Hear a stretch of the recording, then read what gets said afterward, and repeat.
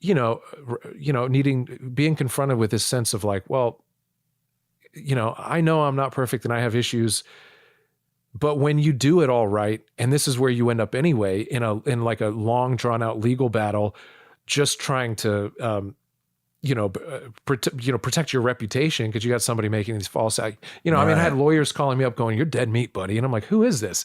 And they're like, "We know that you've been buying houses with, Bitcoin, and you've been stealing money from the company, and you've been buying cars." Jesus. I'm like, "What are you talking about? Like, I've never audit me then." There's nothing worse than being innocent or not having done anything wrong and people accusing you of it. Jesus is exactly right? Because that's exactly what happened to Jesus. Sorry for the interruption, but I just had to comment.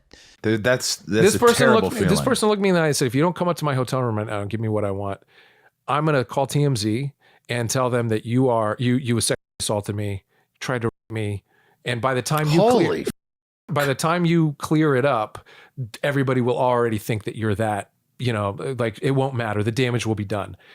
That to my face, that threat. And I was like, you're making a huge mistake. Like, this is an insane thing to happen to him. This just shows the absolute abject depravity of this industry, the shamelessness, the sin that bubbles underneath the surface, and in many ways fuels the whole thing. When people say Hollywood is corrupt or evil or anti-Christian or dark, this is the kind of thing that they're talking about. If you're not a Christian in this world, it's so easy to see how you can get caught up in this stuff. But if you have the Holy Spirit, if you have that Constitution, then maybe God protects from it more often than not. I don't know.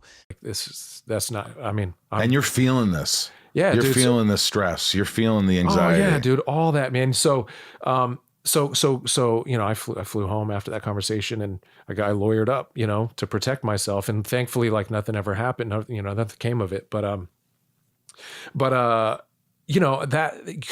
coming out of that season of busyness and all that, the manic energy for far longer than we should ever have to sustain that kind of energy. This crisis of like faith in humanity, a little bit of uncertainty of like where I should be right now. An identity crisis a little bit. Yeah, it all, dude. And you came to your wife and you told her honestly, this is what I'm feeling and this is what I'm thinking, and I don't want to ruin this marriage, but these are kind of what's... I came to her and I said, I think it's better if I'm not here. Really? Yeah. And what'd she say?